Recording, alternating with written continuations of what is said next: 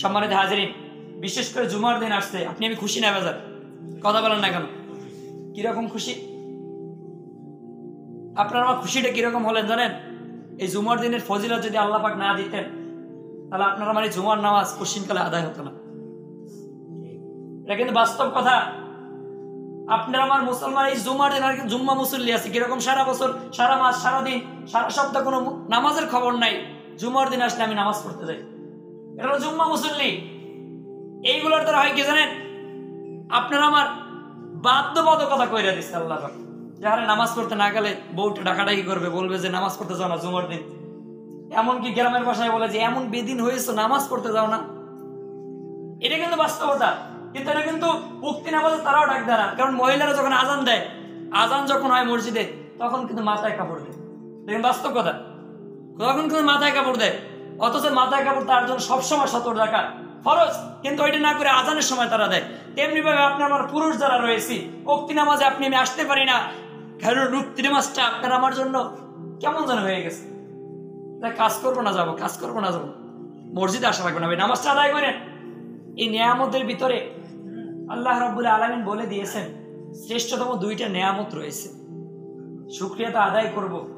এখন সকল শুকরিয়া তো সমান না, কথা বলেন না কেন? আল্লাহ রাব্বুল আলামিন পবিত্র কালামুল শরীফের ভিতরে মান শব্দ দুইবার ব্যবহার করেছেন। এটা আরবি অর্থ হলো খোটা দেওয়া। কি দেওয়া? খোটা দেওয়া। আল্লাহর স্বার্থে বিষয়টা যায় না, তারপরও দুনিয়ার শাব্দিকতা বাদে আপনি আমি যদি খোটা জিনিসটা স্বীকার করি, তাহলে খোটাকে আপনি আমি কম জিনিস নিয়ে দিই না বেশি জিনিস নিয়ে দিই? কথা বলেন না কেন? আপনি একজনকে 100 টাকা দিয়েছেন, এইটার খোটা কি আপনি দিবেন না 1 লক্ষ টাকা একজনকে দিয়েছেন ওইটার খোটা দিবেন? যেখানে টাকা বেশি দিয়েছেন বা যার বেশি উপকার করেছেন, যে বাবা ভাই আমি তো তোমার এই উপকারটা করেছিলাম, তুমি এত সহজে ভুলে গেলা, এই যে খোটা নামক জিনিসটা রয়েছে, এটা আল্লাহর সাথে যায় না। তারপরে উদাহরণস্বরূপ বোঝানোর ক্ষেত্রে বলতেছি যে আপনাকে আমাকে আল্লাহ রাব্বুল আলামিন খোটা দিয়ে শুকরিয়া আদায় করতে বলেছেন। এক হলো দৌলতে ঈমান, জোরে বলো সুবহানাল্লাহ। এই যে দৌলতে ঈমান, ঈমান আছে ঠিকই, আবার দৌলত নামক জিনিসটা দান করেছেন। ধনী তালুকদার বংশের ছেলে একটা পদবী, এবং তালুকদারি ধরে রাখা, এই তালুকদার, এটা আর একটা গুণ। কথা ঠিক কিনা? এক লোক নামের তালুকদার, যে ওর বাবা তালুকদার ছিল, এখন ও তালুকদার হয়েছে, কিন্তু কোনো কিছু নাই, খেটে খাওয়া মানুষ হয়ে গিয়েছে, দিন মজুর হিসেবে কাজ করে, কিন্তু বংশ কি? তালুকদার। এইটা আবার অন্য একজন তালুকদার যার সবকিছু আছে। তাহলে আপনাকে আমাকে আল্লাহ রাব্বুল আলামিন যে ঈমান নামক জিনিসটা দান করেছেন, এখন ঈমান, এরপরে দৌলতে ঈমান, এখন কি ঈমান, তার পাশাপাশি দৌলতে ঈমান নামক জিনিসটা যে আল্লাহ রাব্বুল আলামিন দান করেছেন, এইটার শুকরিয়া বেশি বেশি আদায় করতে বলেছেন। জোরে বলুন আলহামদুলিল্লাহ। এই যে দৌলতে ঈমান, এই বিষয় আলোচনা করতে গেলে প্রথমেই বলতে হবে আপনি আমি অরেশ সূত্রের মুসলমান। কথা ঠিক কিনা? আপনি আমি অরেশ সূত্রের মুসলমান, অরেশ সূত্রের ঈমানদার। কারণ আপনার বাবা মুসলমান, মা মুসলমান, 14 পুরুষ মুসলমান, মুসলিম বংশে আপনার আমার জন্ম হয়েছে বিদায় আপনি আমি মুসলমান, ওইখান থেকে আপনার ঈমানদারিত্ব। কথা ঠিক কিনা? এই ঈমানদারিত্বের ভিতরে পার্থক্যটা হলো এই দৌলত নামক জিনিসটা বলা হয় আল্লাহ রাব্বুল আলামিন আপনাকে আমাকে পরীক্ষা ছাড়া ঈমানের দারিত্ব দান করেছেন। আপনাকে কি কোনো পরীক্ষা দিয়েছেন? এই যে ওমর থেকে শুরু করে, এরপরে হযরতে আবু বকর, হযরতে বেলাল, হযরতে খুবাইব, যারা সাহাবী ছিলেন, তাদের কিন্তু ঈমানের পরীক্ষা নিয়েছেন। কথা ঠিক কিনা? ঈমানের পরীক্ষা নিয়েছেন। আপনার আমার কিন্তু ঈমানের পরীক্ষা নেয় না। আপনি আমি কি ঈমানের কোনো সময় পরীক্ষা দিয়েছি? এই যে 50 বছর, 40 বছর বা 60 বছর বয়স হয়ে গিয়েছে, কোন সময় কি এক জায়গায় যে ঈমানের দৃঢ় পরীক্ষা দিয়েছেন? আপনি আমি তো সামান্য চকলেট মুখে নিয়ে 2 মিনিট রাখতে পারি না। কথা ঠিক কিনা? আপনি আমি সামান্য চকলেট মুখে নিয়ে 2 মিনিট রাখতে পারি না। আপনার আমার যদি ঈমানের পরীক্ষা নেয়, তাহলে আপনি আমি শুরুতেই ভুল করব। এই জন্য আল্লাহ রাব্বুল আলামিন আপনাকে আমাকে ঈমানের যে শুকরিয়া, এই যে নিয়ামতটা দান করেছেন, দৌলতে ঈমান নামক জিনিসটা দান করেছেন, এটার বেশি বেশি শুকরিয়া আদায় করতে বলেছেন। আর একবার বলুন আলহামদুলিল্লাহ।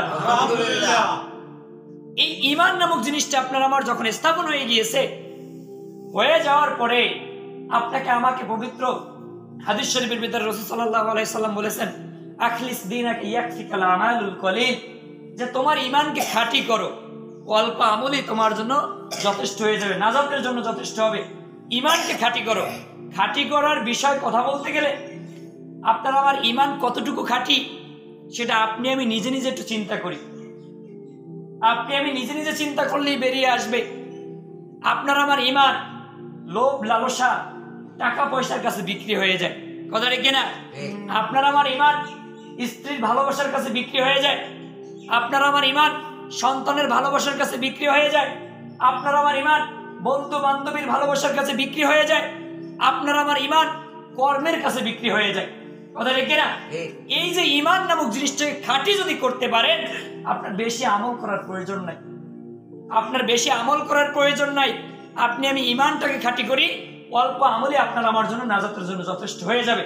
2 নম্বর জিনিসটা হলো বিশ্বনবী হযরত মুহাম্মদ মুস্তাফা সাল্লাল্লাহু আলাইহি সাল্লামের যে আপনি আমি উম্মত হতে পেরেছি, এই শুকরিয়া আল্লাহ রাব্বুল আলামিন আদায় করতে বলেছেন। জোরে বলুন আলহামদুলিল্লাহ। আলহামদুলিল্লাহ। এই যে আদম থেকে শুরু করে শেষ নবী হযরত মুহাম্মদ মুস্তাফা সাল্লাল্লাহু আলাইহি সাল্লাম পর্যন্ত যত নবী পয়গম্বর দুনিয়াতে এসেছেন, সমস্ত নবী পয়গম্বর আপনার আমার নবীর উম্মত হওয়ার জন্য আল্লাহর কাছে আরজি জানিয়েছেন। জোরে বলুন সুবহানাল্লাহ। আপনার আমার নবীর উম্মত হওয়ার জন্য তারা আরজি জানিয়েছেন, যোগ আল্লাহ মুহাম্মদকে, এমনকি শীশ আলাইহিস সালাম তার বাবা আদম আলাইহিস সালামের কাছে বসা, যখন মৃত্যুবরণ করবেন শীশ আলাইহিস সালামকে নসিহত করতেছেন।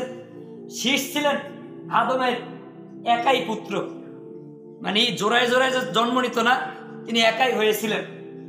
এই শীশ আলাইহিস সালামের জন্মের সাথে আর কোনো লোক ছিল না, তিনি একাই ছিলেন। যখন মৃত্যুবরণ করবেন যে 2টা কাজ করবা, আদম আলাইহিস সালাম নসিহত করতেছেন, বাবা 2টা কাজ করবা। এক, লা ইলাহা ইল্লাল্লাহ, সকলে বলুন লা ইলাহা ইল্লাল্লাহ, এই জিকির কখনো ভুলবা না।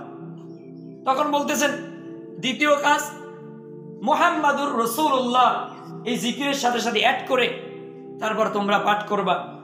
তখন বলতেছেন মুহাম্মদকে,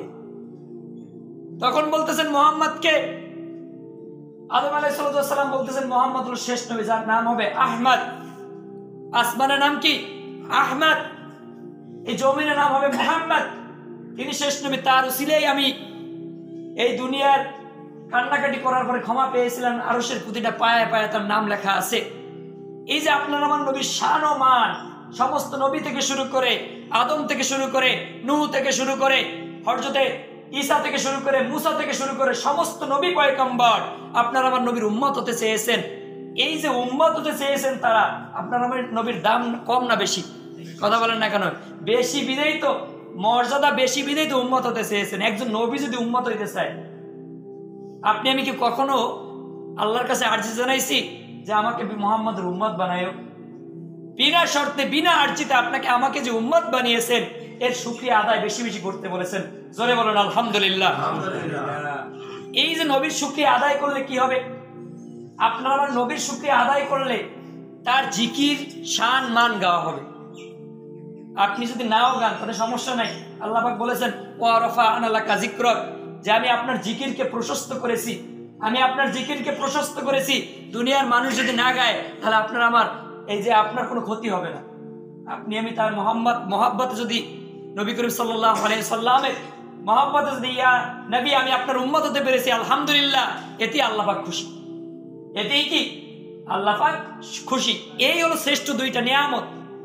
এরপরে যে নিয়ামত হলো আপনার আমার চলন বলন থেকে শুরু করে এই যে স্ট্রাকচার, যে টোটাল বডি রয়েছে, এই বডির নিয়ামত যদি আদায় করতে পারেন, এই নিয়ামত আদায় করার সাথে সাথে আপনার সব কিছু আল্লাহ রাব্বুল আলামিন পরিপূর্ণতা দান করবেন। আপনি আমি নিয়ামত আদায় করি কখন জানেন? যখন একটা পায়ে ব্যথা পাই, তখন বলি আরে আমার পায়ে ব্যথা পাইলাম, সহ্য হয় না, তখন নিয়ামতের শুকরিয়া হয়। যখন চোখের ভিতরে আঘাত লাগে, তখন নিয়ামত শুকরিয়া আদায় করি, আরে আমার চোখটা ভালো থাকলে কতই না ভালো লাগতো। থাকতে সময় দিলাম না, না থাকিতে সময় দিই, এটাই হলো আপনার আমার মুসলমানের কথা, ঠিক কিনা? থাকতে সময় আপনি আমি দিতে চাই না, শুকরিয়া আদায় করি না, কিন্তু না থাকি দিই। রাসূল সাল্লাল্লাহু আলাইহি সাল্লামের কাছে এক সাহাবী যাই বলতেছেন, আমার তো ধন সম্পদ অনেক হয়ে গিয়েছে। কি হয়েছে? ধন সম্পদ অনেক হয়ে গিয়েছে, আমি কি জবাব দিব আল্লাহর কাছে? সম্পদ বেশি থাকলে কিন্তু জবাবও বেশি দিতে হবে। হযরত সালমান ফারসি রাদিয়াল্লাহু তাআলা আনহু, তিনি মুরব্বী সাহাবী ছিলেন, 250 বছর হায়াত পেয়েছিলেন এই পৃথিবীর বুকে। তার একটা আবাকাবা ছিল, একটা লাঠি ছিল, একটা বাসন ছিল, এইটা নিয়ে তিনি চিন্তায় পড়ে গেলেন। পাগড়ি ছিল, পাঞ্জাবি ছিল, এইগুলা নিয়ে বলতেছে আমি কি জবাব দেবো আল্লাহর কাছে, আমার এগুলো জমা হয়ে গেছে, কি জবাব দিব? ওই সাহাবী যাই বলতেছেন ইয়া রাসূলুল্লাহ আমার সম্পদ কমাইতে হবে। তাহলে একটা কাজ করো, তুমি ভাত খাও কিতে? দস্তরখানায় খাই। তাহলে আজকে থেকে দস্তরখানায় খাবা না, অন্য জায়গায় খাবা। কোথায় খাবো? উটের পিঠে বসে ভাত খাবো। কি বলতেছেন? উটের পিঠে বসে খাবার খাবা। তিনি উটের পিঠে বসে খাবার খাচ্ছেন, আবার দেখতেছেন তার সম্পদ বাইরে গেছে। দৌড়ে চলে আসলেন, ইয়া রাসূলুল্লাহ আমার সম্পদ আরো বেড়ে গেল, তুমি কি করো? আমি উটের পিঠে বসে খাবার খাই, যেই খাবারটা নিচে পড়ে আমি উটের পিঠ থেকে নিচে নেমে ওই খাবারটা আবার আমি ধুয়ে আবার খেয়ে ফেলি। আমি খাবারের কখনো অকৃতজ্ঞতা করি না, আমি যত্ন সহকারে খাবার সেবন করি। তখন বলতেছেন তোমার সম্পদ বাড়বে না, তাই কমবে। তাহলে আপনার আমার এই যে বর্তমান যুগে আপনি আমি অনেকে খাটাখাটির ভিতরে থাকি। কিরকম? আপনার ইনকাম আছে 10 টাকা, কিন্তু আপনি খরচ করে ফেলেন একেবারে 12 টাকার মতো।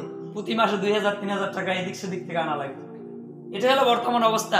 ওই যে আপনার আমার শুকরিয়া আদায় নাই। শুকরিয়া কি আদায় নাই? আপনি শুকরিয়া আদায় মনে করেন কি যে না ভালো আছি, এইটা শুকরিয়া আদায়। আপনার সকল ক্ষেত্রে শুকরিয়া আদায় রয়েছে।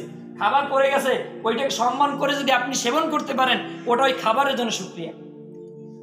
আপনি রাস্তা দিয়ে হাঁটতেছেন, রাস্তায় একটা ময়লা পড়ে আছে, যদি এটা সরাইয়ে ফেলান, ওইটা রাস্তার জন্য সুবিধা, মানুষের জন্য সুবিধা, ওইখানে আপনার কৃতজ্ঞতা প্রকাশ হবে। একটা মানুষ বিপদে পড়েছেন, তাকে সাহায্য করলেন, ওখানে তার প্রতি কৃতজ্ঞতা প্রকাশ হবে। আপনি আমি শুকরিয়া তাই এমন ভাবে নিয়েছি, আপনার আমার শুকরিয়া আদায় মনে করি যে না আলহামদুলিল্লাহ বললেই হলো। আপনার আমার হাতের শুকরিয়া রয়েছে, কাজকর্মের মাধ্যমে শুকরিয়া আদায় রয়েছে।